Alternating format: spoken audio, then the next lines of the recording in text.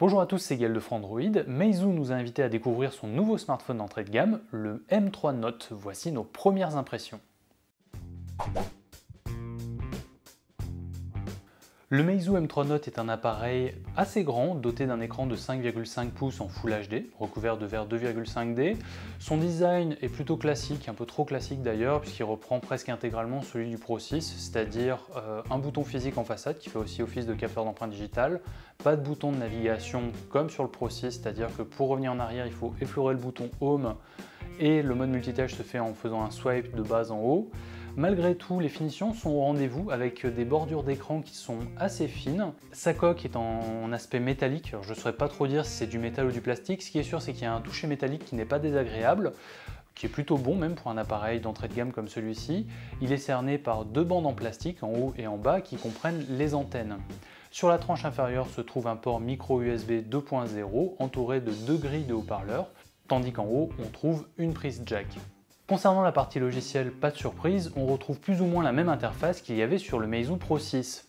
Cela signifie que c'est toujours FlymeOS qui anime l'appareil, en version 5.1, et cette fois-ci ce n'est pas Android Marshmallow mais Android Lollipop, aussi en version 5.1, qui est derrière.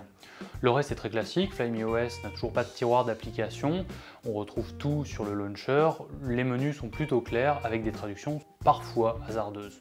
Pour ce qui est de l'application photo, pas de surprise non plus, c'est la même encore que sur le Pro 6, elle est plutôt complète, c'est-à-dire qu'on peut afficher une grille, on peut afficher un niveau, on peut afficher différents modes de prise de vue, que ce soit du HDR, que ce soit un mode manuel assez complet, et l'appareil est plutôt réactif. Alors les photos, évidemment c'était difficile de juger durant la présentation, on attendra le test pour en savoir plus.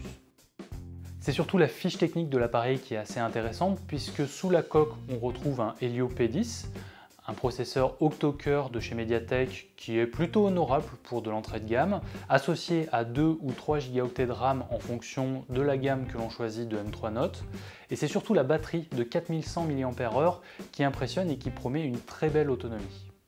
Le Meizu M3 Note en l'état est un appareil qui est plutôt intéressant, avec une belle fiche technique, une autonomie très prometteuse et surtout un prix très intéressant puisqu'il sera vendu 199 € en version 2 Go, 16 Go de mémoire interne ou 229 € en version 3 Go de RAM, 32 Go de mémoire interne.